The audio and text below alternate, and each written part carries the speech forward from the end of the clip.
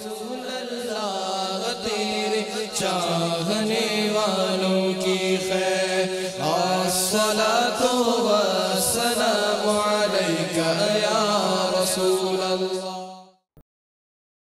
أعوذ بالله من الشيطان الرجيم. بسم الله الرحمن الرحيم.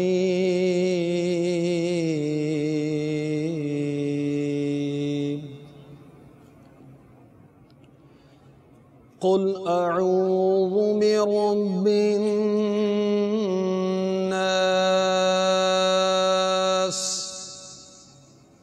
ملك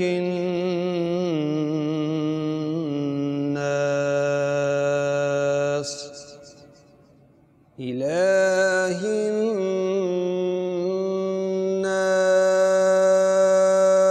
الناس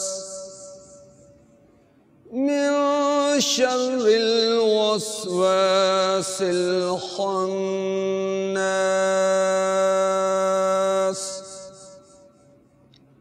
الذي يوسوس في صدور الناس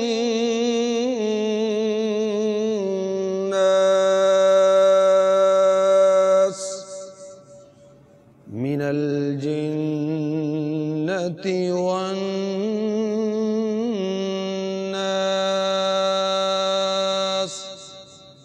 صدق الله العظيم.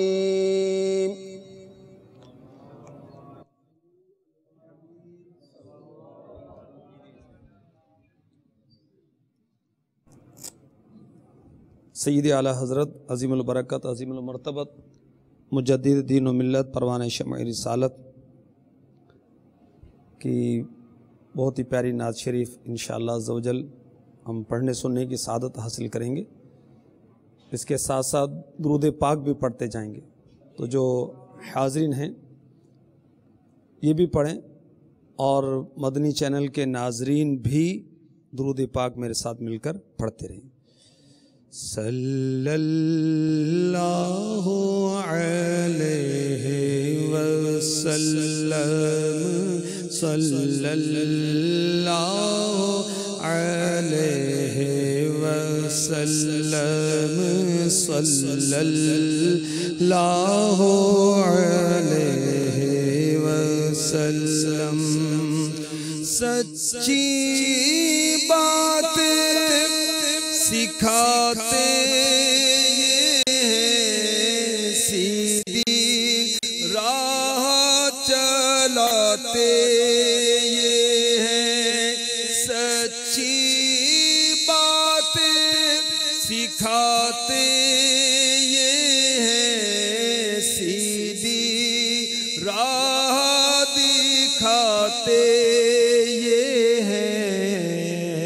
صلی اللہ علیہ وسلم صلی اللہ علیہ وسلم صلی اللہ علیہ وسلم. ڈوبی ناویں تراتے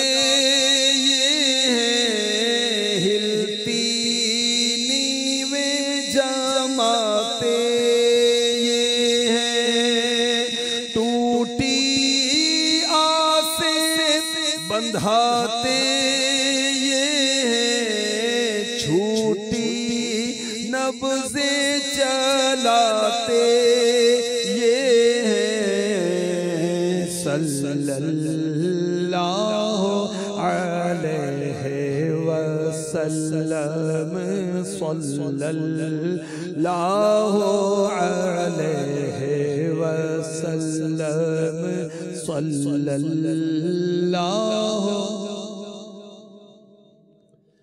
جلتی جانیں بجھاتے یہ روتی آنکھیں ہنساتے یہ قصر دنا تک کس کی رسائی چاہتے یہ ہیں آتے یہ ہیں صلی اللہ علیہ وسلم صلی اللہ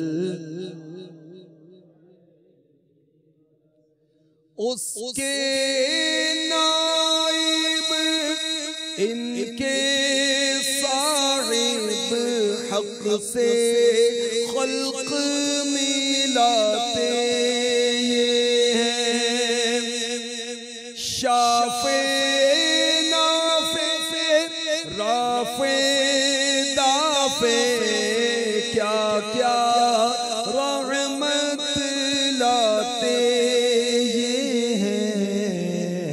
صلی اللہ علیہ وسلم صلی اللہ علیہ وسلم صلی اللہ علیہ وسلم فیض جلیل خلیل سے پوچھو آگ میں باغ لگاتے یہ ہیں فیض جلیل خلیل سے پوچھو آگ میں باغ لگاتے یہ ہیں ان کے صدقے جسے جیتے ہم ہیں جلاتے یہ ہیں صلی اللہ علیہ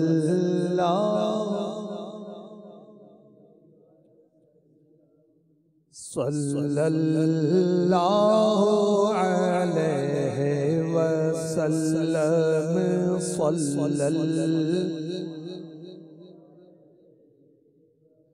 اِنَّا أَعْطَيْنَاكَ الْكَوْثَرَ ساری کثرت پاتے یہ ہیں اِنَّا أَعْطَيْنَاكَ الْكَوْثَرَ ساری کثرت پاتے یہ ہیں ان کے ہر کنجی ہے مالک کل کہلاتے یہ ہیں صلی اللہ وسلم صلی اللہ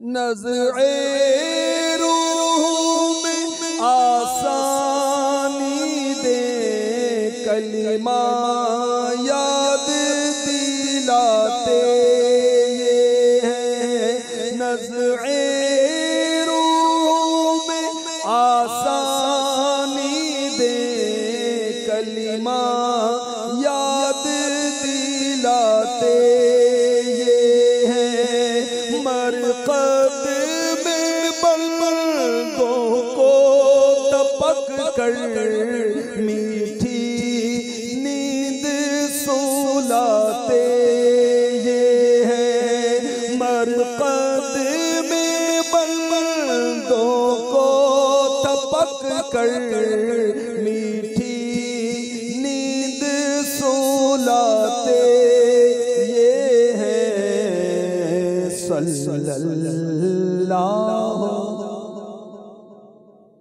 صلی اللہ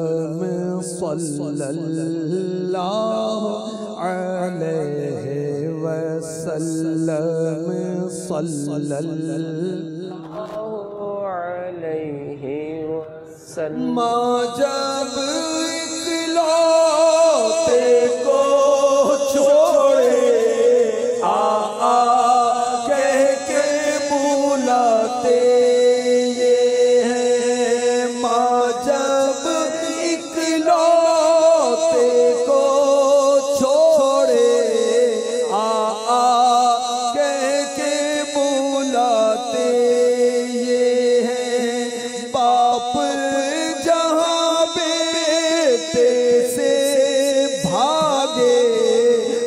صرف وہاں فرماتے یہ ہیں صلی اللہ علیہ وسلم، صلی اللہ علیہ وسلم، صلی اللہ علیہ۔ ٹھنڈا ٹھنڈا میٹھا میٹھا پیتے ہم ہیں پلاتے یہ ہیں، ٹھنڈا ٹھنڈا میٹھا میٹھا پیتے ہم ہیں پلاتے یہ ہیں، سلیم سلیم کی دھار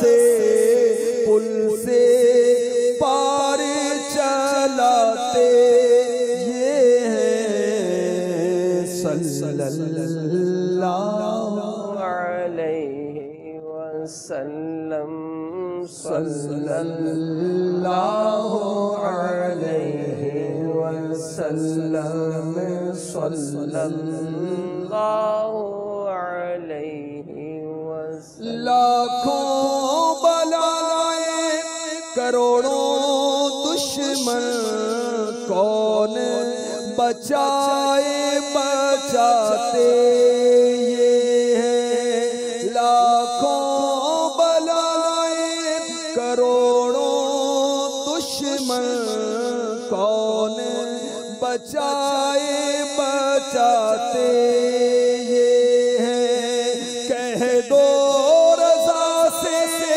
خوش ہو خوش رہ مجدہ رضا کا سناتے یہ ہیں، صلی اللہ علیہ وسلم، صلی اللہ علیہ وسلم، صلی اللہ علیہ وسلم۔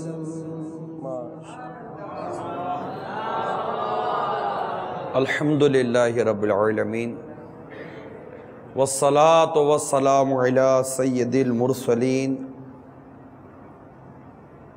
اما بعد فاعوذ باللہ من الشیطان الرجیم، بسم اللہ الرحمن الرحیم۔ الصلاة والسلام علیک یا رسول اللہ، وعلی آلک واصحابک یا حبیب اللہ،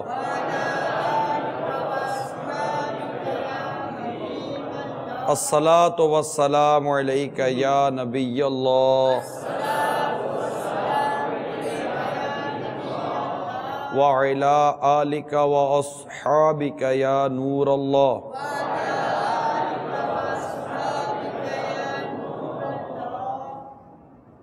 فرمان مصطفیٰ صلی اللہ تعالی علیہ وآلہ وسلم، جس کے پاس میرا ذکر ہوا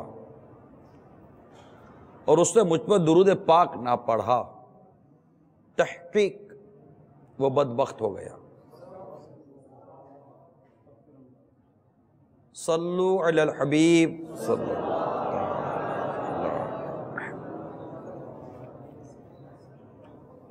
نیت المومن خیر من عملہ، مسلمان کی نیت اس کے عمل سے بہتر ہے۔ اللہ کی رضا پانے اور ثواب بڑھانے کے لیے آئیے کچھ اچھی اچھی نیتیں کیے لیتے ہیں۔ اول تاخیر مدنی مکالمے میں شریک رہیں گے۔ اول تاخیر موبائل فون کسی طرح بھی استعمال نہیں کریں گے۔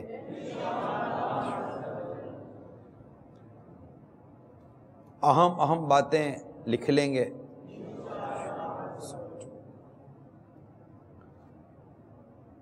کہا لگنے اور لگوانے سے بچیں گے۔ دھکا وغیرہ لگ گیا، کوئی بات ایسی کسی نے کہہ دی، صبر کریں گے۔ ایذائے مسلم سے بچیں گے حسب موقع عز و جل صلی اللہ تعالی علیہ وآلہ وسلم رضی اللہ تعالی عنہ رحمت اللہ تعالی علیہ کہیں گے.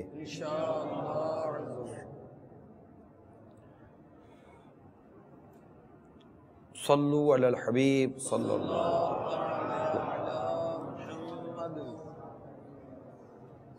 حضور سید المبلغین جناب رحمت للعالمین صلی اللہ تعالی علیہ وسلم نے صحابہ کرام علیہم رضوان سے دریافت فرمایا، کیا تم جانتے ہو کہ اللہ عز و جل کے نزدیک سود سے بڑا گناہ کون سا ہے؟ صحابہ کرام علیہم رضوان نے عرض کی کہ واللہ ورسول عالم، یعنی اللہ عز و جل اور اس کا رسول صلی اللہ تعالی علیہ وسلم بہتر جانتے ہیں. فرمایا بے شک اللہ عز و جل کے نزدیک سود سے بڑھ کر گناہ ہے مسلمان کی عزت کو حلال سمجھنا. پھر سرکار صلی اللہ تعالی علیہ وسلم نے آیت کریمہ تلاوت فرمائی جو سورہ احزاب 22واں پارہ کی 58ویں آیت ہے. اعلیٰ حضرت امام اہل سنت کا ترجمہ کچھ یوں کرتے ہیں، اور جو ایمان والے مردوں اور عورتوں کو بے کیے ستاتے ہیں انہوں نے بہتان و کھلا گناہ اپنے سر لیا. تو غور یہ کریں کہ مسلمان کی عزت پر ہاتھ ڈالنا یہ سود جیسے گناہ بد سے بھی بدترین ہے. اب تو کسی مسلمان کی عزت پر ہاتھ ڈالا جاتا ہے تو اس کا جو سب سے پہلا جو امپیکٹ ہے وہ ہے اس کو تکلیف کا ہونا. جب ہم شریعت مطہرہ کے احکامات کا مطالعہ کرتے ہیں جو خاص معاملات سے متعلق اور اخلاقیات سے متعلق ہیں، اس میں ایک بہت اہم فیکٹر آتا ہے، وہ ہے ایک دوسرے کی عزت، مقام، منصب کا خیال رکھنا. اور مسلمان کا مسلمان بھائی ہے، انما المؤمنون اخوۃ قرآن کہتا ہے. پھر نبی پاک صلی اللہ تعالی علیہ وآلہ وسلم کی کئی روایتیں ملتی ہیں، موقع ملا تو عرض کروں گا روایتیں بھی، ان کو سامنے رکھتے ہیں. تو بہت سارے گناہ ایسے ہیں جن کے حرام ہونے کی جو بہت بنیادی وجہ بیان کی گئی ہے وہ ایذائے مسلم ہے. یعنی ہم غیبت کے بارے میں سنتے ہیں، تہمت و بہتان کے بارے میں سنتے ہیں، چغلی کے بارے میں سنتے ہیں، کئی گناہوں کے بارے میں سنتے ہیں، لیکن جب ان گناہوں کی تہ میں جاتے ہیں اور ان کی جو حرام ہونے کی جو علت یا حرام ہونے کی جو وجوہات ہیں، اس پر جب ہم فقہا اور محدثین کرام کے اقوال پڑھتے ہیں تو جو سب سے بنیادی سبب بیان کیا جاتا ہے وہ ہوتا ہے ایذائے مسلم. میں ایک آپ کو چھوٹی سی مثال دیتا ہوں. فتاوی رضویہ میں اس طرح کے صراحت موجود ہے جس کا میں خلاصہ عرض کرنے جا رہا ہوں. جامع شرائط پیر کی بیعت توڑنا یہ ناجائز ہے. ٹھیک ہے، جامع شرائط پیر کی بیعت توڑنا یہ ناجائز ہے. اس کی ناجائز ہونے کی یعنی کہ پیر جامع شرائط ہے. جامع شرائط پیر کس کو کہتے ہیں کہ 4 شرطیں ہیں جامع شرائط پیر کی. پہلی شرط عالم ہو، صحیح العقیدہ سنی مسلمان ہو، فارسی کے معلن نہ ہو،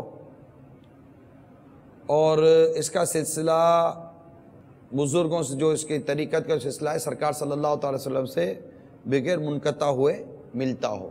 یہ 4 شرطیں بیان کی گئی ہیں. اب یہ جامع شرائط پیر ہے جس سے بندہ مرید ہوتا ہے.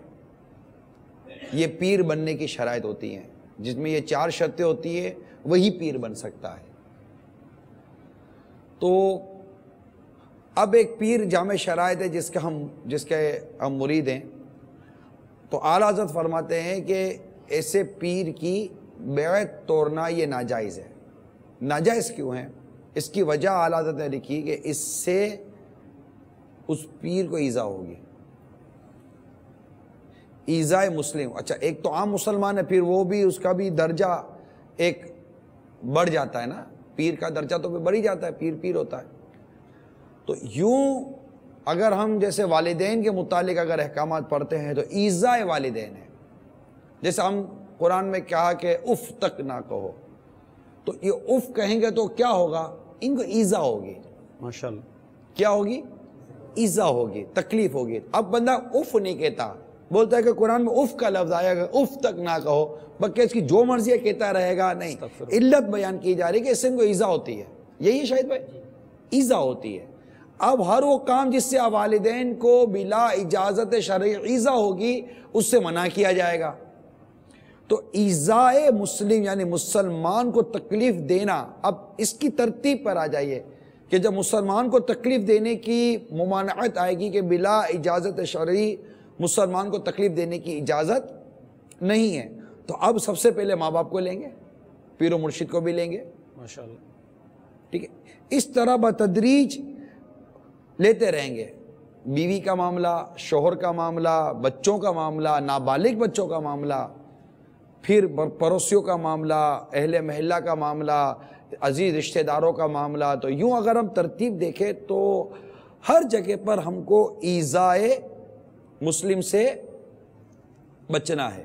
مسلمانوں کو ایذا دینے کے حوالے سے فتاوی رضویہ شریف جلد 12 کے صفحہ نمبر 342 پر طبرانی شریف کے حوالے سے نقل کرتے ہیں اعلیٰ حضرت روایت کہ نبی رحمت شفیع امت صلی اللہ تعالی علیہ وآلہ وسلم کا فرمان عبرت نشان ہے، من آذا مسلمن فقط آذانی، یعنی جس نے بلا وجہ شرعی کسی مسلمان کو ایذا دی، فقط آذانی، اس نے مجھے ایذا دی. ومن آذانی، جس نے مجھے ایذا دی، فقط آذ اللہ، اس نے اللہ عز و جل کو ایذا دی. پھر سورہ احزاب کی یہاں آیت کریمہ بیان کی گئی، بے شک جو ایذا دیتے ہیں اللہ عز و جل اس کے رسول کو، یہ روایت سامنے رکھیے گا، ٹھیک ہے، جس سے مسلمانوں کو ایذا دی، جس سے مسلمان کو ایذا دی، سرکار فرماتے اس سے مجھے ایذا دی. جس نے سرکار صلی اللہ تعالی وسلم کو ایذا دی اس نے اللہ کو ایذا دی. ٹھیک ہے، یہ روایت یوں آئی. اب قرآن کی آیت سورہ احزاب آیت نمبر 57 22 پارے میں ہے کہ اللہ تبارک و تعالیٰ قرآن پاک میں فرماتا ہے بے شک جو ایذا دیتے اللہ اور اس کے رسول کو،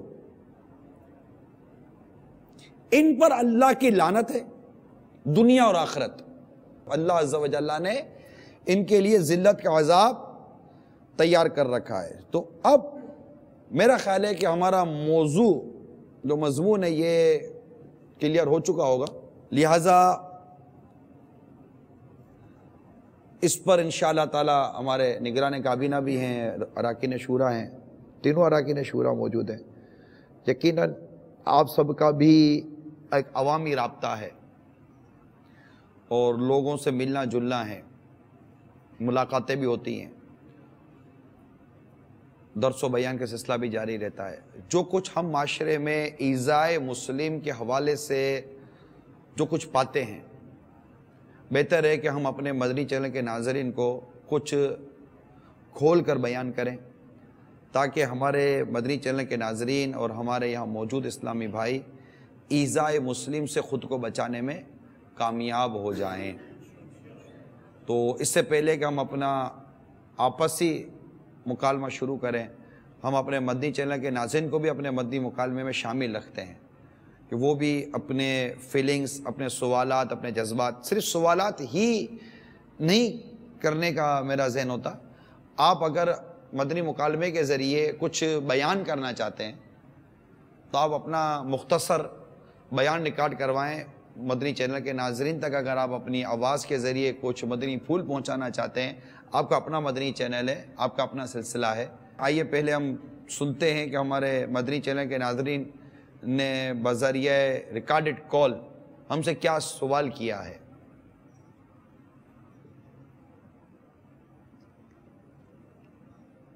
السلام علیکم ورحمۃ اللہ وبرکاتہ۔ وعلیکم السلام ورحمۃ اللہ وبرکاتہ۔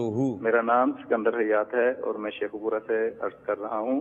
میرا سوال ہے کہ آج کے موضوع کے مطابق ہم اپنے گھروں میں جنریٹر استعمال کرتے ہیں، آیا کہ وہ ہم اپنی سہولت کے لیے استعمال کرتے ہیں، ہوا دینے کے لیے، لیکن اس بات کا خیال نہیں رکھتے کہ دوسروں کو اس کی آواز کا شور جا رہا ہے اور اس سے تکلیف ہوتی ہے، آیا کہ ہمیں اس کو کس طرح استعمال کرنا چاہیے؟ اور دوسرے نمبر پہ یہ ہے کہ ہم کسی کو دھوکہ دل میں اپنے خیال کرتے ہیں کہ ہم اس سے کچھ کسی کو دھوکہ دے کہ اس سے نفع حاصل کرنا چاہتے ہیں کسی بھی معاملے میں، اور اس کو علم نہیں ہوتا کہ میرے ساتھ ایسا یہ کر رہا ہے، تو اس کے بارے میں بھی ارشاد فرمائیے۔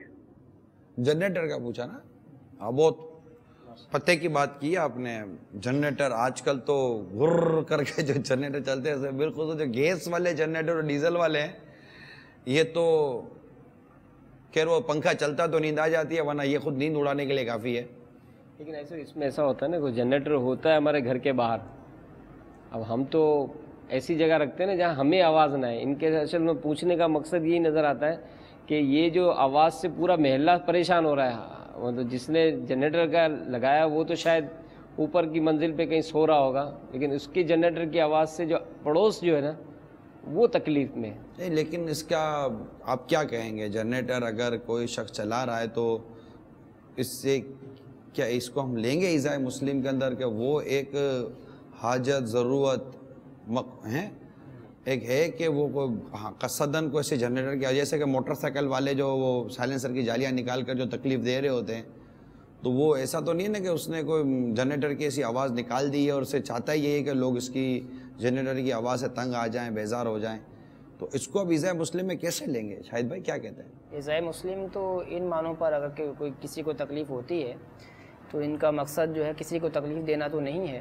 لہٰذا جنریٹر استعمال کرنا تو جائز ہی رہے گا، اور اگر کسی کو تکلیف ہو رہی ہے تو اس کو ہم تعزیہ کہیں گے کہ اس نے اس تکلیف کو اپنے اوپر اوڑھ لیا۔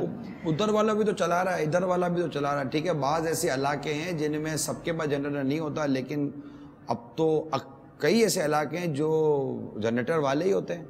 بھائی صاحب اگر کوئی سرونٹ ہے، کوئی کام کرتا ہے، اب سیٹ صاحب نے اپنی سہولت کے لیے جنریٹر لگا لیا ہے، اب ہو سکتا ہے وہ اس مدنی مکالمے کے ذریعے کوئی سیٹ صاحب بھی سن لیں کہ مطلب وہ تو اپنے گھر میں تو جنریٹر چلا کے ہوا لے رہے ہیں، اور اس جنریٹر کی آواز سے وہ جو سرونٹ کوارٹر میں پورے بچے جاگ رہے ہیں، مطلب کوئی سونے کا کوئی اہتمام نہیں ہو رہا، تو شاید اس میں یوں تو ہو سکتا ہے نا کہ جو لگانے والا ہے وہ اپنے پلنگ کے پاس رکھ دے، نہیں، لیکن کچھ ایسا دیکھ لیں کہ اپنے پلنگ کے پاس رکھے کہ تو ادھر رہ جا، میں چلاتا ہوں، دھواں بھی لوں گا، آواز بھی لوں گا اور نیند بھی کروں گا، کیسے ہوگا؟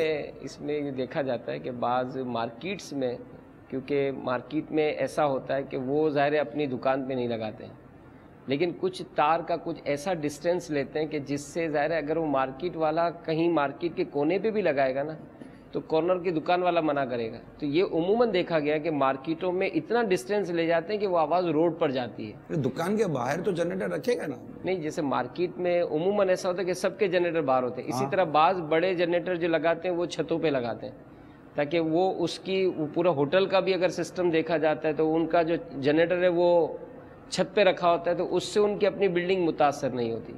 مطلب اس میں اگر اوور آل دیکھا جائے تو شاید یہ کہ ذاتی طور پر کچھ نفع لینے کے لیے اگر کوئی اطراف میں یوں چیک کیا جائے کہ میری وجہ سے یا میرے جنریٹر سے کسی کو تکلیف تو نہیں ہے، نہیں تکلیف آواز تو جائے گی نہیں، اس کی آواز تو کیسے بند کرے گا؟ دیکھیں قصدن کسی کو تکلیف پہنچانے کے لیے کوئی جنریٹر لگاتا نہیں ہے۔ صحیح، جنریٹر ایک گھر کی ضرورت بنتا جا رہا ہے، بلکہ اب عمارتیں اسٹینڈ بائی جنریٹر کے ساتھ بنتی ہیں، فیکٹریاں، بڑی فیکٹریاں جو ہیں وہ پاور سپلائی کی جو پرابلم اس وقت چل رہی ہے، بلکہ صرف پاکستان میں نہیں ہے پاور سپلائی کا پرابلم، ہمیں مختلف ممالک میں جہاں جانے کا موقع ملا، بہت سارے ممالک ہیں جہاں پر بڑے لمبے ڈیوریشن کے لیے لائٹیں جاتی ہیں، تو وہاں جنریٹر کا استعمال لوگ کرتے ہیں۔ تو جیسے کہ ہمارے اسلام بھائی کہہ رہے ہیں کہ جنریٹر کا یہ استعمال جائز ہے، البتہ یہ ضرور اخلاق کے طور پر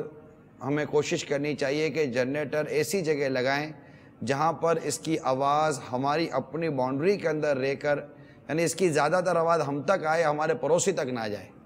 یہ اخلاقی طور پر ہم کو سوچنا چاہیے تاکہ ہمارے پڑوسی کو یا ہمارے اطراف کو اس سے تکلیف نہ ہو. ہم اپنی طاقت کے مطابق اس کو یوں لگائیں کہ تکلیف کسی کو نہ ہو.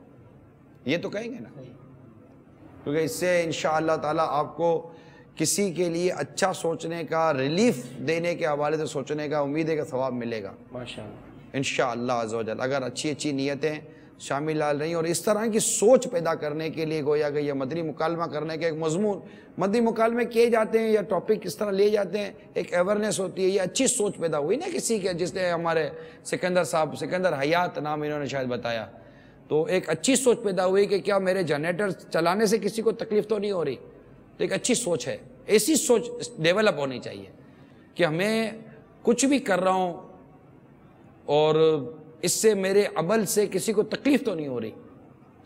یہ سوچ اللہ کرے ہمارے معاشرے کے فرد کے پاس آ جائے آمین. کہ میں فلاں چیز سے راحت تو لے رہا ہوں لیکن میری اس راحت کے پیچھے کسی کو تکلیف تو نہیں ہو رہی ہے. پھر اس تکلیف کو جتنی وہ شریعت کے مطابق دور کر سکتا ہے اس کو دور کرنے کی کوشش کرنی چاہیے. دوسرا کیا سوال تھا ان کا؟ کوئی دل میں مطلب آپس میں ملاقات دھوکہ دیتے ہیں. جی دھوکہ تو سیدھی سی بات, دھوکہ خود حرام ہے, بلکہ دھوکہ تو ایک ایسا گناہ ہے کہ کافر کو بھی دھوکہ دینے کی اجازت نہیں ہے. اور اس میں بھی دیکھیں تو پیچھے ایذا مسلم ہے. آپ گھر آ کر جب آپ کپڑا کھولتے ہیں تو آپ اگرچہ کہتے ہیں کہ دھوکہ دیا میرے کو, ڈیمیج کو چیز دے کے دھوکہ, لیکن اس سے آپ کو تکلیف ہوئی ہے. آپ ان چیزوں کے پیچھے دیکھیں تکلیف ہے. دھوکہ تکلیف, خیانت تکلیف, جھوٹ تکلیف, وعدہ خلافی تکلیف, ان سب کے پیچھے ایک تکلیف چھپی ہوئی ہے. وقت دے کر نہیں آئیں گے تکلیف ہی ہوتی ہے نا, دھوکہ دیا تکلیف ہی ہوتی ہے, کسی نے کوئی جھوٹ بولا اس سے آپ کو تکلیف ہوئی ہے. تو یہ تکلیف دینے والے جو معاملات ہیں اس پر غور کریں. پھر ہر دینے والی تکلیف, جیسے ابھی ہمارے شاہد بھائی نے فرمایا کہ وہ تو متعزی ہوتی ہے, بعض ہر تکلیف گناہ نہیں ہوتی. کسی کو کوئی تکلیف ہوئی, جیسے کہ ماں باپ, والد صاحب نے کہہ دیا کہ بیٹا داڑھی مونڈو دے, اور آپ نے نہیں مونڈائی. داڑھی تو ایک مٹھی رکھنا واجب ہے, منڈانا حرام ہے, تو یہاں ماں باپ کی بات نہیں مانی جائے گی. اگر والد صاحب نے کہا داڑھی منڈا دے اور آپ نے بات نہیں مانی تو ان کو تکلیف تو ہوگی نا, والد صاحب کو میری بات نہیں مانی. لیکن یہ آپ نے تکلیف دی نہیں ہے, انہوں نے تکلیف اوڑی ہے. اس کو متعزی کہتے ہیں, تعزی ہو گیا وہ, اس سے تکلیف خود اپنے اوپر لی ہے. اس پر مجھے جو مدنی پھول عرض کرنا ہے وہ یہ عرض کروں گا کہ ہر شخص کو چاہیے جس کی اطاعت, فرما برداری اور جس کی بات ماننا لازم قرار دیا گیا ہے, وہ اس چیز کو غور کرے کہ وہ ایسی بات کہتے کیوں ہیں جو قرآن و حدیث کے خلاف ہو. یہی شریعت جن کی بات ماننے کا حکم دیتی ہے اور جن کو یہ مقام و منصب عطا کیا گیا ہے کہ کسی کو کہا گیا کہ تم اس کی بات مانو, اس کی اطاعت کو, اس کی فرما برداری کرو, تو اس کو اس مقام پر بٹھانے والی شریعت ہی تو ہے. اب اس مقام پر جس پر اس کو شریعت نے بٹھایا, اس مقام پر بیٹھ کر یہ شریعت کے خلاف بات کرے, یہ کس قدر نادانی ہے. اور اپنی اس اہمیت اور ذمہ دار, جو اہمیت اس کو شریعت نے دی ہے, اس اہمیت کے متعلق اس پر غور کرنا چاہیے. تو اللہ تعالی ہمیں ایذاء مسلم سے محفوظ فرمائے. آمین. صلو علی الحبیب.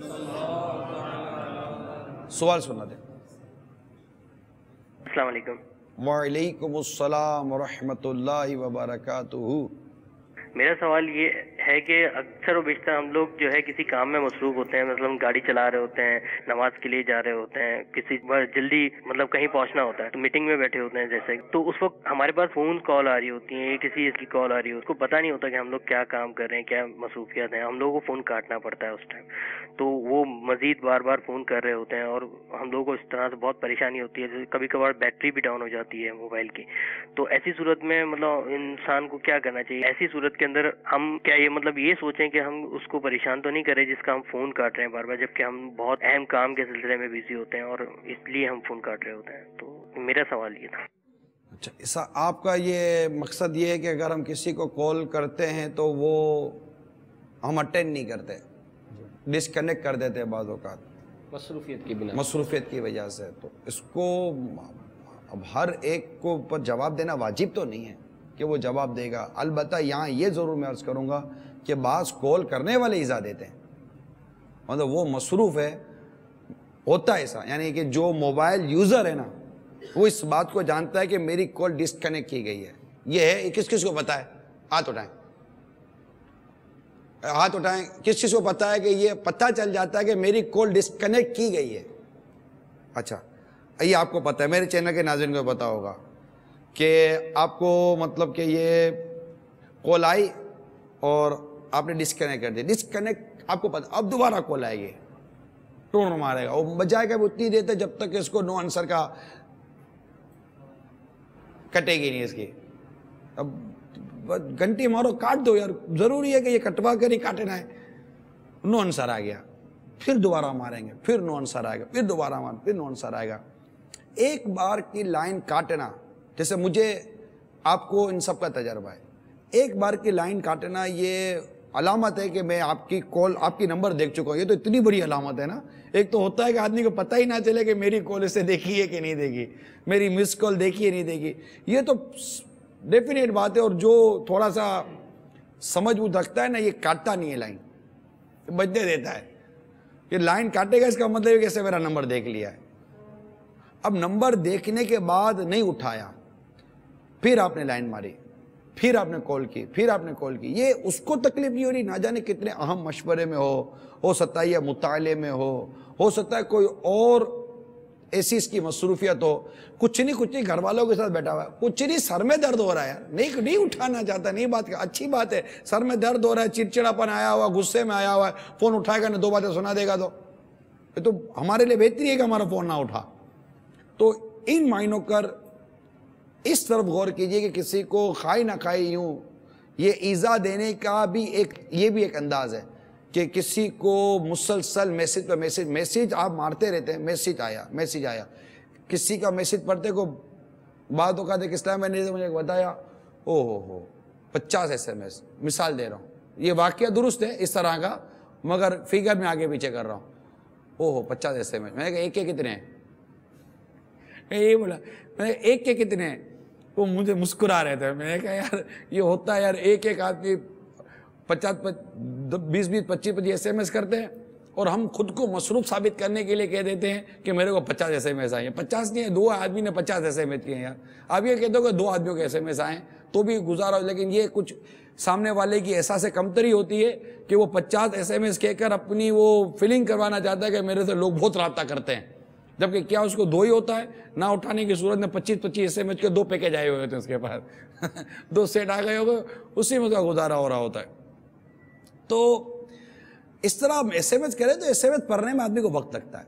تو ہر آدمی فارغ نہیں ہے. SMS بھی بہت 90 تلے ضروری اور کم لفظوں میں کرنے کی عادت رکھنی چاہیے. آپ کو اگر وقت کی قدر نہیں ہے بالفرض تو کسی اور کے وقت کی تو قدر کریں، اور اس سے اس کو ایذا نہ دیں. زیادہ SMS بلا وجہ SMS کر کے ایذا نہ دیں. یہاں تک کہ بعض اوقات تو میں نے دیکھا ہے کہ جس کا مزاج کفل مدینہ کا ہوتا ہے نا، میں نہیں بولنا، اس کو بھی بعض اوقات اگر آپ بے وجہ بولتے رہو گے نا تو اس سے بھی اس کو تکلیف ہوتی ہے کہ یار اس کا مزاج نہیں ہے بات کرنے کا، اس کا تھکا ہوا، یہ وہ بہت ساری چیزیں ہوتی ہیں. قرآن میں سورہ نور میں تو گھر میں آنے جانے کے جو احکامات بیان کیے گئے ہیں اس میں بھی ایذائے مسلم کو سامنے رکھا گیا ہے. سورہ نور کے اندر گھر میں آ گئے، ایک گھر ہے انسان کا، وہ نہیں ملنا چاہتا کسی سے. آپ کے سامنے ایک شخص گھر پر گیا، جیسے آپ سائل محترم اس پر توجہ کریں جنہوں نے فون کیے، کال کی ہے. آپ ایک شخص کے گھر پر گئے، آپ کے سامنے وہ سیڑھی چڑھ کر اپنے گھر میں گیا ہے، آپ گلی کے کونے پہ انتظار کر رہے تھے کہ یہ آئے گا تو میں پکڑ لوں گا اس کو، اب چڑھنے دو اوپر. گیا اوپر، آپ کو 100% پتہ ہے گھر کمرے اپنے فلیٹ میں داخل ہو، آپ نے باہر سے گھنٹی ماری، نہیں کھول رہا. وہ اس کو حق حاصل ہے کہ وہ نہ کھولے، اس کے پاس یہ رائٹ ہے، شریعت اس کو یہ حق دیا کہ وہ نہ کھولے، نہیں کھولنا. ہو سکتا ہے گھر میں داخل ہوتے ہی کوئی بچے کی ماں بیمار تھی، گھر میں داخل ہوتے ہی بچہ گر گیا ہو، گھر میں داخل ہوتے ہی بیچارہ خود سلپ ہو گیا ہو، یا گھر میں داخل ہوتے ہی بیچارہ خود کہیں کسی ضروری حاجت کے تحت مصروف ہو گیا ہو، گھر میں داخل ہوتے ہی دونوں میاں بیوی کے اندر ہی کچھ مطلب کہ مار دھاڑ ہو گئی ہو، کچھ بھی ہو سکتا ہے یار، نہیں کھولنا چاہتا، وہ سر میں درد تھا بڑی مشکل سے، تو وہ بڑی مشکل گھر پہنچا، گھر میں داخل ہوتے کہتا ہوا بستر پہ لیٹ گیا، سر پھٹ رہا ہے درد کے مارے، تو گولی دے دو بس سر درد کی، میں لیٹ رہا ہوں بس، اب یہ لیٹ گیا، اور آپ بولو کہ اسے گھنٹی نہیں ماری، پھر دروازہ نہیں کھولا، فون کی گھنٹی ماری، پھر سے فون نہیں اٹھایا، اس پر بدگمانیاں کریں گے، اس پر باہر نکل کے غیبتیں کریں گے، دل آزاریاں کریں گے، اتنے سارے گناہ کریں گے۔ کس نے کہا؟ یہ دل آزاری اور ایذائے مسلم کے اقسام بیان کر رہا ہوں میں آپ کو۔ سر اس میں بعض اوقات ایسے واقعات ہو جاتے ہیں کہ وہ ایک مسجد میں نماز پڑھ رہے تھے نمازی، اب وہ ہوا یہ کہ دوران نماز کسی کی فون کی بیل بجی، اب اس نے فون کاٹا، پھر بجی تو پھر کاٹا، پھر بجی تو پھر کاٹا، یہاں تک کہ اسی ششو پنج میں اس کی نماز ہو رہی تھی اور اس کا اسپیکر کھل گیا، بجائے وہ آف کرنے کے وہ اسپیکر کھل گیا۔ اب وہ فون تھا گھر سے، اب وہ بچوں کی امی کی آواز پوری کہ نا مسجد میں گونجنے لگی، اور اس نے جو اس کو جو سنانی دی، اور وہ جو مسجد کے نمازی سن رہے تھے، تو بہرحال وہ بڑا شرمندہ ہوا تھا، اور جس طرح بھی اس نے مطلب نماز پوری کر کے اور فوراً مطلب چھپ چھپا کے باہر نکلا۔ تو یہ ہوتا ہے کہ بعض اوقات مطلب موقع نہیں ہوتا ہے اٹینڈ کرنے کا، اور یہ کرنے والا جو ہے نا یہ بار بار کسی حوالے سے تنگ کرتا ہے، اور بسا اوقات پھر وہ کئی حوالوں سے شرمندگی کا بھی سامنا کرنا پڑتا ہے۔ سب ایک دعوت اسلامی کی ذمہ دار، ان کے ساتھ یہ ہوا کہ ایک اسلامی بھائی کی غالباً 38 مسڈ کال، اب انہوں نے اس نمبر پر فون کیا کہ پتنی کیا ایمرجنسی ہے، جب ان سے کال کی تو انہوں نے کہا کہ وہ میں نے دعا کروانی تھی، میری بھینس بیمار، ہاں جی بھینس بیمار، 38 مسڈ کالز، اور اس کے لیے وہی بیچارے کے لیے ایمرجنسی ہوگی۔ لیکن یہ بھی ایک ایزا دینے والی بات ہے، آپ نے ایک دفعہ کال کی، اس نے اٹینڈ نہیں کیا، اس کو عذر ہوگا، وہ آپ بیل کا فرما رہے ہیں کہ وہ بیل دیتے ہیں، یہ کوئی مہذب ہوگا، کوئی ہوگا جو بیل دیتا ہوگا، ورنہ تو اندر آ کے کہتے ہیں میری اجازت ہے میں آ سکتا ہوں اندر آ گیا اللہ کا بندہ، اور پھر کہہ رہا ہے کہ میں آ سکتا ہوں اندر، آ چکا ہے۔ کوئی اور ہو تو وہ لے کر پہلے باہر جاؤ، اجازت لے کر اندر آؤ، باہر جائے گا اجازت لے کر بولا میں نہیں آنا۔ ہمارے پیارے آقا صلی اللہ تعالی علیہ وسلم نے ایک صحابی کی اسی طرح تربیت فرمائی کہ وہ حاضر ہو گئے تھے، میرے مصطفیٰ کریم صلی اللہ علیہ وآلہ وسلم نے یہی ارشاد فرمایا کہ باہر جاؤ، اور وہ پورا ادب سکھایا کہ اس طرح اجازت لو، اب وہ ناکنگ نہیں، بیل نہیں، کچھ نہیں، ٹھک کر کے اندر آ جاتے۔ وہ اجازت کا معاملہ آنکھ کے لیے، آنکھ نے دیکھ تو لیا وہ کیا کر رہا ہے، صحیح کہا، تو اپنے گھر کے اندر بھی جائے تو اپنی ماں بہن بیٹی کمرے کے اندر ہے، اس کو بھی عزت دینے والی بات ہے، باپ ہے یا ماں ہے یا بیٹے ہیں، بچے بھی اپنا ہی گھر ہے، تو ایک کمرے سے دوسرے کمرے میں جانے کے لیے موجودگی کا احساس دلانا چاہیے، ورنہ یہ ان کو جی ایسا سنگارنا چاہیے۔ بالکل، امیر سنت کی ادا دیکھی ہے ماشاءاللہ، یہ مطلب کسی یہاں تک کہ اپنے کسی اسلامی بھائی کے یہاں بھی کسی مکتب کی طرف جاتے ہیں نا تو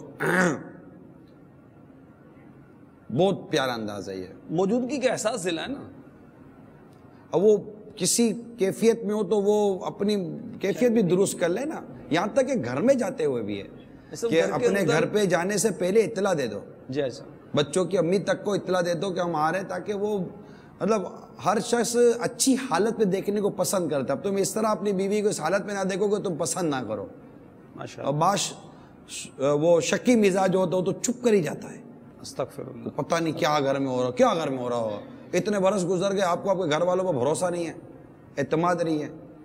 گھر کے محبت کی جو پہلی اینٹ ہے وہ ہے ہی بھروسہ، اعتماد۔ جہاں اعتماد و بھروسہ ہی نہیں ہے وہاں محبت کہاں سے آئے گی، اتفاق کہاں سے آئے گا؟ اعتماد کرنا سیکھیے، بھروسہ کرنا سیکھیے، تاکہ محبت پیدا ہوگی۔ جس پر اعتماد نہیں ہے اسے محبت نہیں ہو سکتی، جس سے محبت ہے اس پر اعتماد ہے۔ تو یہ شکوک، شبہات، وہم، اس طرح کی چیزوں کا گھر میں کیا کام؟ وہ ٹھیک ہے، وہ ایک شوہر ہونے کے حوالے سے جو کہاں کہیں اس کو تحقیق طلب ہو، اولاد کے حوالے سے جہاں اس کو تحقیق یا تجسس کی جس کو شریعت نے اجازت دی ہے وہ اس کے اپنے دائرے کار ہیں، لیکن لمیٹیشن ہے۔ تو جو سائل محترم نے ہمارے جو فون کیا ان کی بارگاہ میں عرض ہے کہ اگر آپ فون نہیں اٹینڈ کرنا چاہتے اور لائن ڈسکنیکٹ کر دیتے ہیں تو یا نہیں اٹینڈ کرتے تو سامنے والے کو اگر اس کے تکلیف ہوئی ہے تو تکلیف اس کو ہونی نہیں چاہیے، وہ نہیں اٹینڈ کرنا چاہتا، اور اس پر نہیں جس کا فون اٹینڈ نہیں ہوا آزمائش تب آئے گی جب وہ پیسے مانگتا ہوگا، کہ وہ یار وہ پیسے مانگتا ہوگا اور نہیں تو وہ یہی بولے گا مجھے پتا تھا میرا فون نہیں اٹھائے گا، پہلی چھوٹ میں مجھے پتا تھا میرا فون نہیں اٹھائے گا، پتہ نہیں کیسے پتہ چل گیا، اس کو کتنی پہنچی ہوئی شخصیت تھی اس کی، اتنے دور تک پتہ چل جاتا ہے اس کو کہ میرا فون نہیں اٹھائے گا۔ نہیں ملانا چاہیے تھا بھائی آپ کو، جب پتا تھا فون نہیں اٹھائے گا تو آپ نے ملا دیا اس کو، اب نہیں اٹھایا اس نے فون، تو مجبوری ہو سکتی ہے، وہ نماز میں ہو سکتا ہے، کچھ بھی ہو سکتا ہے، یا بعض اوقات ایسا ہوتا ہے کہ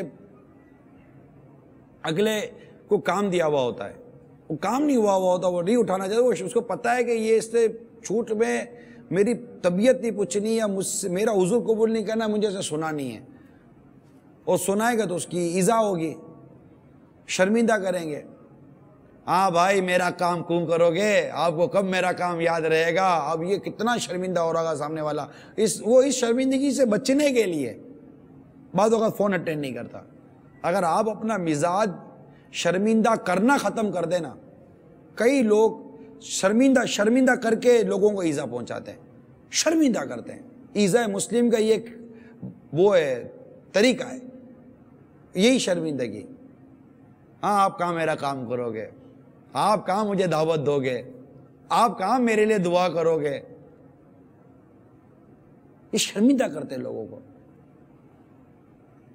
فون کر کے گھنٹوں تک سناتے ہیں، شرمندہ کرتے ہیں، اگلا چپ چاپ بیٹھ کے سنے گا۔ تو جو آپ جس کو شرمندہ کر رہے ہو، کیا اس کے دل میں آپ کی محبت بڑھے گی؟ نہیں بڑھے گی، اس کو کتنی تکلیف ہو رہی ہوتی ہے۔ بعض اوقات شرمندہ کرنے والا اتنا بڑا آدمی ہوتا ہے سامنے کہ اس کے آگے کچھ بول بھی نہیں سکتا۔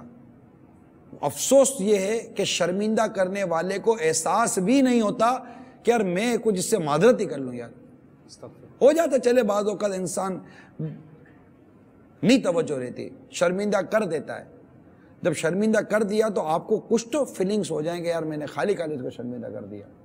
اس طرح سے وہ گناہوں پر عار دلانا، شرم دلانا، ہاں کہ وہ توبہ کر چکا، اب اس کو اور بڑا تو نیک بنتا ہے، تو بہت تیرے کارنامے جانتے ہیں، یہ بھی ایذا دینے کا کیسا انداز ہے؟ نہیں آپ دیکھیے کہ روایتوں میں آتا ہے کہ جس نے کسی شخص کو ایسے گناہ پر آڑ دلائی، جو خلاصہ ہے ایسے گناہ پر آڑ دلائی جس سے وہ توبہ کر چکا ہے، تو جب تک آڑ دلانے والا اس گناہ میں مبتلا نہیں ہوگا وہ مرے گا نہیں۔ توبہ، استغفر اللہ، استغفر اللہ، استغفر اللہ، اس کو ایذا ہو رہی ہے، استغفر اللہ۔ ایسا لگ رہا ہے کہ شریعت کے اسپیشلی جو معاملات ہیں نا، بندوں کے ساتھ جو معاملات، اس کی بہت بڑی بنیاد جو احکام کی قائم کی گئی ہے نا، اس میں ایذاء مسلم مجھے لگتا ہے، ایذاء مسلم، اس میں حرمت مسلم کا بھی پتہ چلا، اور حرمت مسلم حدیث ہے سبحان اللہ، کہ سنن ابن ماجہ کی روایت کو غیبت کی تباہ کریہ کے صفحہ نمبر 59 پر نقل کیا امیر سنت نے، کہ سرکار صلی اللہ تعالیٰ علیہ وسلم نے کعبہ معظمہ کو مخاطب کر کے ارشاد فرمایا مومن کی حرمت تجھ سے زیادہ ہے۔ اللہ اکبر، اللہ اکبر۔ اور یہاں پر دیکھیے یہ ابھی جو روایت ہے صحیح بخاری کی جو حدیث ہے کہ مسلمان وہ ہے کہ اس کے ہاتھ و زبان سے تجھ سے مسلمان محفوظ رہے۔ اللہ اکبر۔ اگر اب فہرست دے تو زبان اور ہاتھ سے لوگوں کو تکلیف دینے کے انداز بہت ہے، انشاءاللہ اس کو بیان کریں گے اللہ نے چاہتا۔ میں کافی لکھ کر آیا ہوں تکلیف دینے کے مختلف انداز، ایذاء مسلم کے مختلف انداز، اس میں چند میں نے بیان کر دیے کہ اس انداز سے بھی ہم ایذاء مسلم سے بچ سکتے ہیں کہ ہم شرمندہ نہ کریں کسی کو اور پی جائیں۔ مثال کے طور پر آپ کو اگر کسی نے دعوت نہیں دی، آپ کو بڑا مانتا کہ مجھے دعوت دے گا، نہیں دی اس نے دعوت آپ کو، تو اس کو یہ کہنے کی اب کیا کرو، چلو دعوت ہو گئی، ایک ہفتے کے بعد شاہد بھائی مجھے ملے، اب شاہد بھائی کے بچوں کی شادی ہو گئی، شاہد بھائی نے مجھے نہیں بلایا، ایک ہفتے کے بعد شاہد بھائی سے میری ملاقات ہوئی، مجھے پتہ چلا کہ شاہد بھائی کے بچوں کی مثال دے رہا ہوں جیسے کہ دعوت نپٹ گئی، تو اب میں شاہد بھائی کو مبارکباد دوں. شاہد بھائی مبارک ہو ماشاءاللہ, پتہ چلا کہ آپ کے بچوں کی شادی ہو گئی یا بچوں کا عقیقہ ہو گیا یا کوئی ایسا گھر میں کوئی خوشی کا موقع تھا. شاہد بھائی مبارک ہو. تو شاہد بھائی کو یہ کہنا میرے لیے زیادہ مناسب ہے, ہاں شاہد بھائی پتہ چلا, چپکے کر لی دعوت. ہاں ہم غریب کہاں سے یاد آئیں گے آپ کو بھائی, ہم غریب آدمی. ٹھیک ہے بھائی, مبارک ہو آپ کو. اب اس کو مبارک, اتنا سا منہ ہو گیا, اتنا سا منہ کروا کر اب آپ اس کو مبارکباد دے رہے, مبارک ہو آپ کو.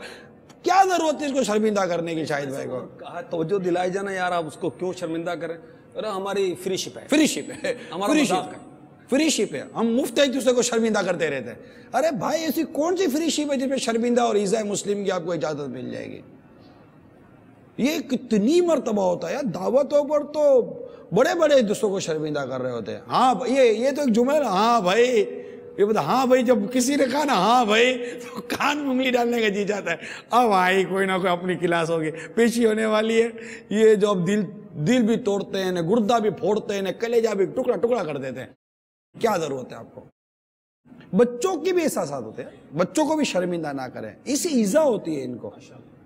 یہاں تک کہ دادا اگر اپنے پوتے کی اصلاح کرنا چاہتا اپنے بیٹے کے سامنے, تو اس کا بھی کوئی طریقہ اختیار کرے. اوے ادھر آ, یہ سکھایا تجھے تیرے باپ نے. اب باپ خوشی کے مارے کیسا جھومے گا نا کہ آج میرے والد صاحب نے کیسی موج لگا دی, میری فضائل کیسا بیان کر دیا, میرے ایک نیا باپ کھول دیا میری فضیلت کا. اب یہ کیسے اچھا لگے گا؟ اس سے بچے کو بھی ایذا ہوئی, اس کے والد کو بھی ایذا ہوئی. اب اگر یہ منہ پھٹوتا بیٹا, پوتا نہیں بیٹا کا منہ پھٹوتا, تو بولے گا ابو جو آپ نے سکھایا میں نے اس کو سکھایا ہے, اب کیا مل رہا ہے؟ پوری چین بندی نا. تو وہ بولتا اللہ مغفرت کر میرے والد محروم کو, انہوں نے جو مجھے سکھایا میں نے تم کو سکھایا. تو کیا ایسا نہیں چاہنا چاہیے نا. اب مثال کے طور پر بیٹا اب وہ پوتے کی کوئی اصلاح کرنا چاہ رہا ہے, بیٹا ابو نے تمہیں اتنی پیارے پیارے آداب سکھائے, اگر یہ بھی تھوڑا سا کام یوں کر لو تو تم کتنے اچھے لگو گے. یا اپنے بیٹے کو کہہ دے کہ بیٹا تم نے ماشاءاللہ اتنے, کچھ تو ادب ہوگا, کچھ تو 2 باتیں تو اچھی ہوگی, 100 باتیں خراب ہیں. اس میں ایسا وہ دادا جان کو تو کہہ رہے ہیں, یہ بیٹے صاحب کو بھی تو کہیں نا کہ یہ باپ کی ایذا کا سبب بنتا ہے کہ آپ ابو آپ جو نا ہمارے بچوں کے معاملوں میں انوالو نہ ہوا کریں. سیدھا اس کو کہہ دیتے, باپ کو کہتے ہیں. اب یہ کیسی اس کی باپ کی ایذا کر رہے ہیں. ہاں ایذا کر رہے ہیں. تو یہ وہ ایکشن کا ری ایکشن ہے, ایکشن کا ری ایکشن ہے. نہیں اگر ایکشن ہو تو ری ایکشن کی اجازت ہوگی. ری ایکشن کی اجازت نہیں ہے, بیٹا ہے نا ایسا. ری ایکشن کی اجازت ہے. بیٹے کو تو کسی بھی حال میں مؤدب ہی رہنا ہے, ادب ہی کرنا ہے. اگرچہ ماں باپ ظلم کریں, بیٹا تو بعد میں بولے گا, پوتا پہلے فائر کر دے گا. پوتا باپ سے زیادہ ایڈوانس ہے. پوتا ایسا جواب دے گا کہ والد کو اپنے بیٹے کو کہنا پڑے گا دادا کی عزت کرو, دادا صحیح کہہ رہے ہیں. حالانکہ وہ گھر جا کے بیٹے کو بولے گا بیٹا جو بھی تھا صبر کرو, کیا کر سکتے ہیں. ہاں پھر دونوں مل کر بعد دادا کے لیے دعا کریں گے.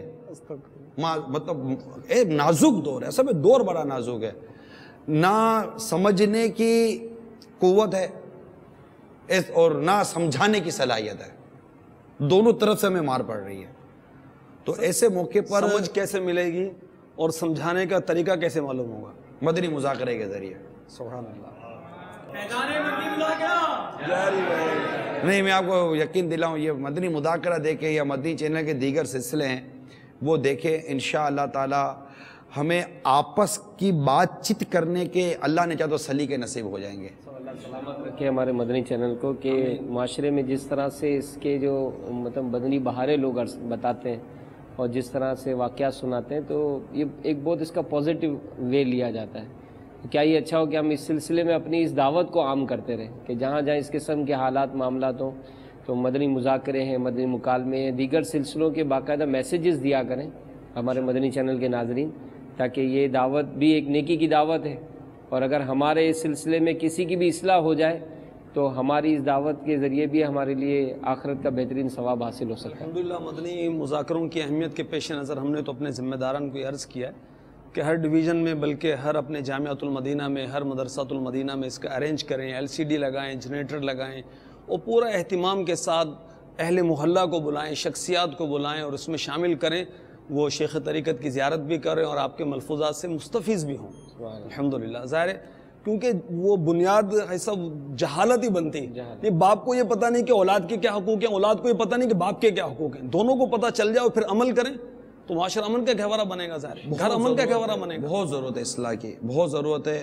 اور مدنی مذاکرے میں اتنے سوشل ایشوز ہمارے لیے جاتے ہیں, اتنے معاشرتی جو مسائل ہیں, ہمارے گھریلو جو میٹرز ہیں, پرابلمز ہیں, آپ کے سامنے کالز آتی ہیں اور ماشاءاللہ اسے کیسے کہ جواب دے 50 30 40 کالز کے سوالات کے جوابات دیے جاتے ہیں. اور بعض پر تو الحمدللہ ٹھیک ٹھاک مواد ہمیں دیا جاتا ہے, پورے بیان ہو جاتے ہیں. اس میں ماشاءاللہ اللہ تبارک و تعالیٰ نے امیر علیہ سنت کو نوازا بہت کہ آپ کے پاس علم دین بھی ہے اور تجربہ بہت ہے, اور جہاں دیدہ ہیں الحمدللہ جی وہ اپنے تجربات کی روشنی میں آپ جو حکمت عملی کے مدنی پھول عنایت فرماتے ہیں.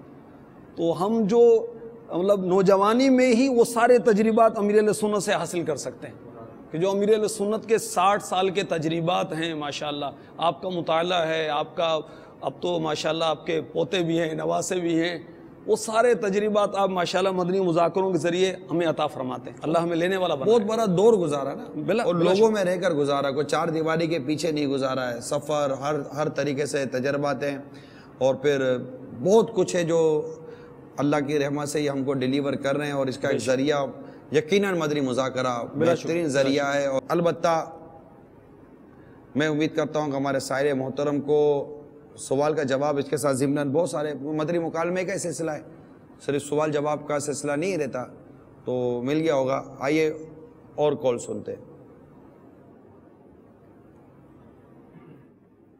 السلام علیکم ورحمۃ اللہ وبرکاتہ. وعلیکم السلام ورحمۃ اللہ وبرکاتہ. میرا نام سہیل انور ہے, میں سرگودا سے کال کر رہا ہوں. عمران اتاری صاحب کو میرا سلام. میں آپ کا بہت شکر گزار ہوں. میرا آپ سے بات کرنے کو بہت دل کر رہا تھا. میں آپ کے سامنے آپ کے بیانات کو سن کر میری زندگی میں ایک بہت بڑا انقلاب آیا ہے, ایسا انقلاب جو میں کبھی سوچ بھی نہیں سکتا تھا.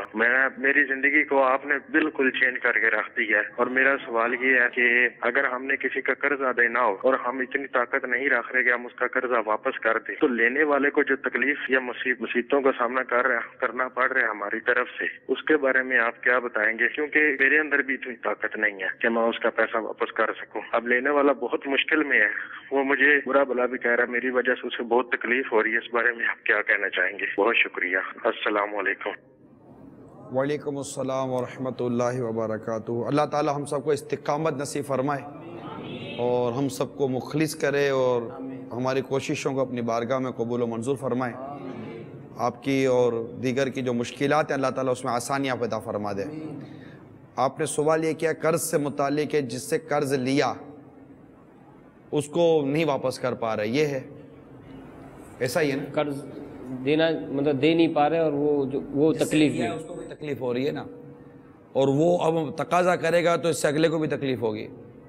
اس معاملے میں ہمیں شریعت نے رہنمائی کی ہے, اور جو قرض دیتے ہیں نا ان کو شریعت نے نرمی کرنے کا ارشاد فرمایا ہے کہ تم جسے قرض جس سے قرض آپ نے دیا ہے جس کو, اگر وہ قرض آپ کا نہیں ادا کر پا رہا تو قرض دینے والے کو نرمی کا ارشاد ہے. اس کے سامنے کو ثواب رکھا ہے کہ اس کی مدت پوری ہو گئی.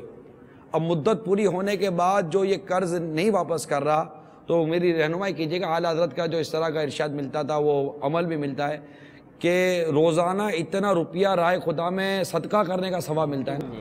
یعنی اعلیٰ حضرت امام اہل سنت کا یہ ایک وہ ملفوظہ شریف غالباً ہے نا یہ, کہ آپ فرماتے ہیں کہ اگر کوئی مدت پوری ہو جاتا ہے تو کئی قرضے آپ نے معاف نہیں کرتے تھے, نہیں دے تو میں معاف کر رہا ہوں, معاف نہیں کرتے تھے, باقی رکھتے تھے کیونکہ اس کی مدت پوری ہو گئی. اب جتنا روپیہ جیسے کہ 1000 روپے اس نے مجھے دینے تھے, اب یہ نہیں دے پا رہے, ان کی مدت پوری ہو گئی, تو مدت پوری ہونے کے بعد اب میں چھوڑ دیا. اعلیٰ حضرت کا جیسے جو وہ بیان ہے اس کا میں لباب عرض کر رہا ہوں, چھوڑ دیا. تو اب جب تک یہ مجھے نہیں دیں گے تو 1000 روپے مجھے لینے تھے, تو روزانہ راہ خدا میں 1000 روپیہ صدقہ کرنے کا مجھے ثواب مل رہا ہے. اعلیٰ حضرت بابا میں کہاں سے اتنا روپیہ صدقہ کرتا, تو یہ اس طرح صدقے ہو رہے ہیں. تو جس قرض دینے والوں کو نرمی اختیار کرنی چاہیے. اس میں حدیث پاک میں تقاضے میں نرمی کرنے کی وجہ سے مغفرت کی بشارت موجود ہے. یہ کاروباری مد میں بھی ہے. جی صاحب. دین جس میں ہوتا ہے کہ مغفرت کی بشارت ہے نرمی کرنے پر. البتہ کیونکہ جب اس کا بہت زیادہ تقاضا کریں گے تو اس کی دل آزاری ہوتی ہے, ایذا ہوتی ہے. تقاضے کرنے کے بھی کچھ تقاضے ہوں گے جس کو پورا کرنا چاہیے. عزت سے نہیں کھیلنا چاہیے کسی کی.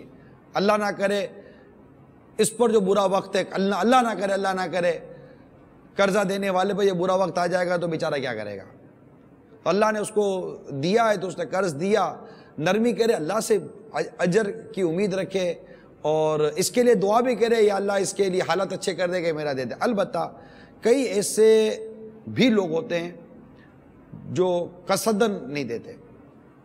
ان کو یہ جو کر رہے ہیں حرکت, اس سے جو سامنے والے کو تکلیف ہو رہی ہے اور آپ کی اس بیجا حرکت سے جو دوسروں کا حق مر رہا ہے نا, یعنی ایک شخص کے لاکھوں روپے دب گئے. میں جانتا ہوں اس کو, وہ فیملی کے ساتھ اور سب کے ساتھ وہ نفلی حج اور عمرے, میرے سامنے اس کو فون کر رہا ہے وہ کہ یار مجھے پتہ چلا ہے کہ آپ پھر وہ سب کچھ لے جا کر لاکھوں روپے خرچ کر آپ جا رہے ہو تو میرے پیسے تو مجھے دے دو واپس یار.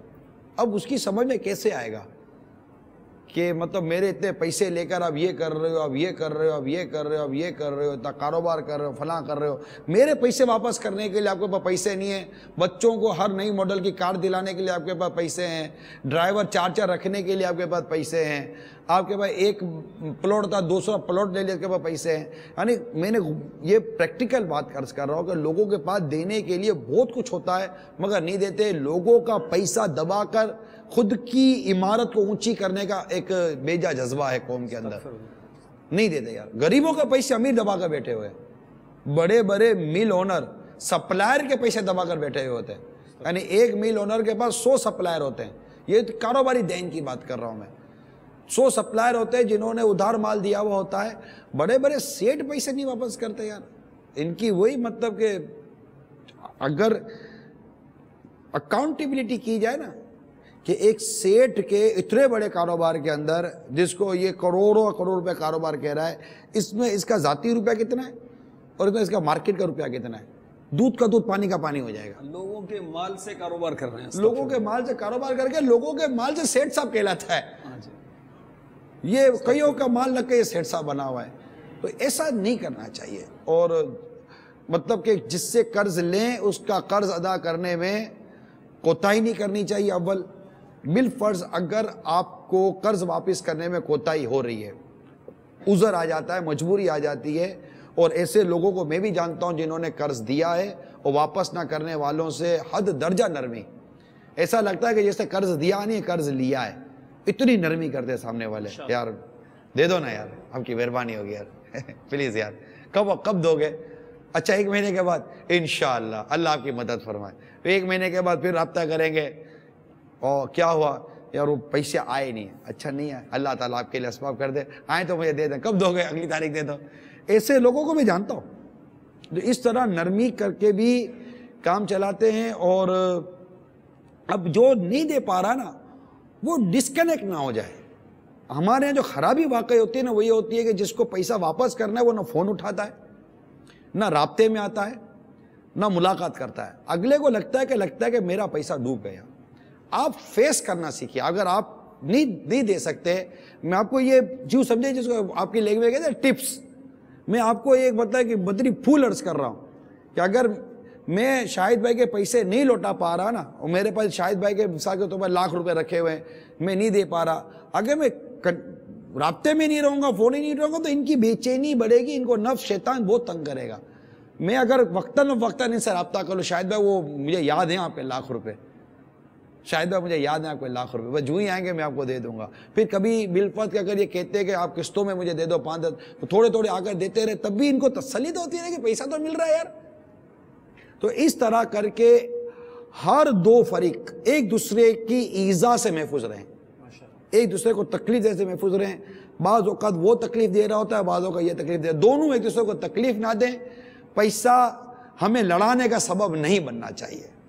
یہ ایک اللہ کے کرم سے اگر یہ مدری پھول ہمارے دل کے مدنی گلدستے میں سج جائے کہ یہ کاغذ کی نوٹیں دو مسلمانوں کو کبھی لڑانے والی نہ بنے.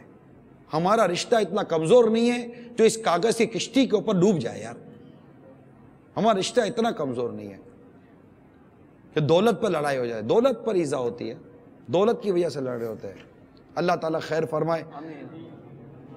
واللہ تعالی عالم ورسول عالم عز و جل و صلی اللہ تعالی علیہ وسلم. رسول اللہ تیرے چاہنے والوں کی خیر الصلاۃ